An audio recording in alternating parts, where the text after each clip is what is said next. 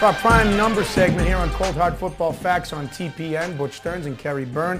We're going to look at Eli Manning, and he's been here before. Won a Super Bowl. Some people still believe that the David Tyree catch helped him do it. But hey, I'm a Patriots fan, and I'm not one of them. Give it up, because he led the whole drive. He got some luck along the way. Hell, the Patriots won a Super Bowl in a year when a guy was passed out on the sidelines, and they ended up getting a first down because of it. So he's a winner. Yeah. The numbers prove that he's a winner. And when it comes to the offense now, and you said it before, here's the four quarterbacks that are left: Flacco, Alex Smith, Brady, and Eli Manning. And while there is no Drew Brees, while there is no Matt Stafford, while there is no Aaron Rodgers, the guys we all expected, Eli Manning's name deserves to be up there, doesn't it? Well, the thing he's done, he really is great in the clutch. And we call, that drive against the Patriots in 2007, we've called the greatest drive in NFL history. He's the only guy in the history of the NFL, going back to the first title game in 1933, to lead a championship-winning drive in the final 2 minutes when he needed a touchdown and delivered a touchdown. All the other greats, Joe Montana, Bart Starr, Johnny Unitas back in 1958, they could have all settled for field goals. So Joe Montana, when he beat the Bengals, could have got a field goal? They were down by 3. All right. They scored a touchdown. They won 20-16, but they were trailing by 3. So I'm not to take away from Joe Montana, but he didn't face the pressure of knowing anything less than a touchdown meant defeat. Okay. And Eli Manning's the only guy in history to do it. And the fact that he knocked off the only 18-0 team in history, to me, makes that the greatest drive in history. So at the beginning of the season, when the whole "Is Eli elite?" controversy came about, we said he has nothing left to prove. He can walk up to Tom Brady and look him in the eyes and say he delivered a knockout blow to the only undefeated team in history. So we've been in Manning's corner. With that said, he really delivered a great season. This defense was terrible all year. 6 game-winning drives in the fourth quarter. 6 fourth-quarter comebacks this year. Aaron Rodgers, 3 fourth-quarter comebacks in his career. Eli Manning got 6 this season.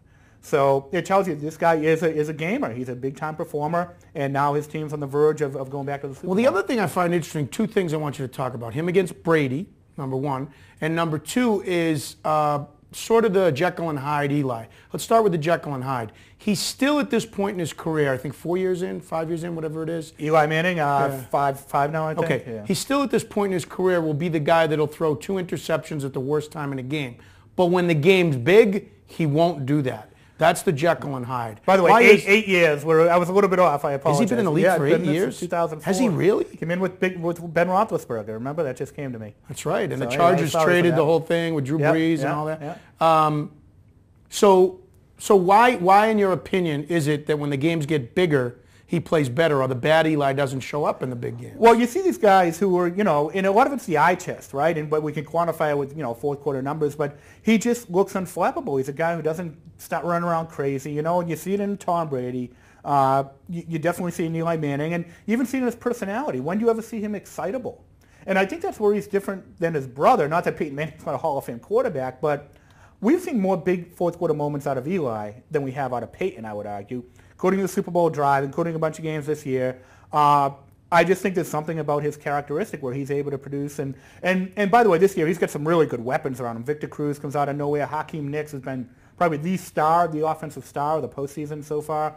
4 touchdowns in 2 games. So he has some weapons around him, and he's got a little flair for the dramatic. I would argue the same thing that people argue with Brady, that, yeah, he's got weapons around him, but when they say that it's almost a detracting away from the quarterback, Eli's been here long enough, as you said, 8 years, but Eli's been here long enough that you got to look at the body of work, and the quarterback makes some of these receivers here. He deserves some credit for what Victor Cruz has done. Oh, absolutely. And look at anyone who's paired with Tom Brady. Most touchdown receptions ever by anybody in Randy Moss. Most touchdown receptions by a tight end ever in Rob Gronkowski. Yeah, when he can get to the AFC Championship game with Rashay Caldwell and some of the guys Gaffney. he's worked with. Deion Branch being a Super Bowl MVP. These guys are not elite receivers. So in Manning's case, he makes him better. The thing about Manning, he has had bad spells. Last year he led the NFL in interceptions. He had a bad season last year, and so he does have some of those moments. What was it, 25 interceptions last year? I'm looking at the numbers right now. He had a 20 interception season, things that some of the elite quarterbacks don't tend to do. But in big moments, in big games, he's come through. And if by the way, Butch, if he wins a second Super Bowl, where does he all of a sudden rank now? If he knocks off Tom Brady in another Super Bowl, where does he rank in that core now of, the top 5 elite quarterbacks. In football history, and if you do judge that, the quarterbacks played against each other, I know people outside of Boston and New York probably don't want this, but the Patriots-Giants could be the best. All due respect to the Harbaugh brothers and everything else, and Ray Lewis. The Eli versus Brady, Patriots versus Giants, Boston versus New York. In historical perspective, it'd be 3 Super Bowls for Brady, possibly 4, 2 for Manning, like you said. The argument is a good one to have that. There's a lot of great storylines. I like it, great storylines and great numbers, which I'm always rooting for the best numbers. And obviously 2 big media markets wouldn't hurt the game either. Well, the last comment about Eli is this. He's got Brady's number. Brady has in the Super Bowl and this year in Foxborough. 24-20 Giants win. Only loss the Patriots had at home. Brady has orchestrated a game-winning drive, or what should have been a game-winning drive, but left enough time on the clock, 2:42 in the Super Bowl, and less than 2 minutes for Eli in this one, where Eli has come back and gotten the best of him. It's the only game the Patriots have lost at home in the regular season with Tom Brady at quarterback since 2006. Yeah. I mean, that's half a decade ago. I mean, right. There's some, Manning seems to be able to do it. Probably maybe raises his game, puts himself, there's probably something inside where he looks at Brady, I got to beat this guy because he's the one everyone looks at as the man. Well, if he beats him a 3rd time in 3, in a dramatic fashion, is Brady the man when Eli Manning steps on the field? I don't know, Butch. I know this. If I'm Brady and I'm down by 4 and I need a touchdown and there's like 2:17 left, Milk the clock. I'm milking everything I can off the clock.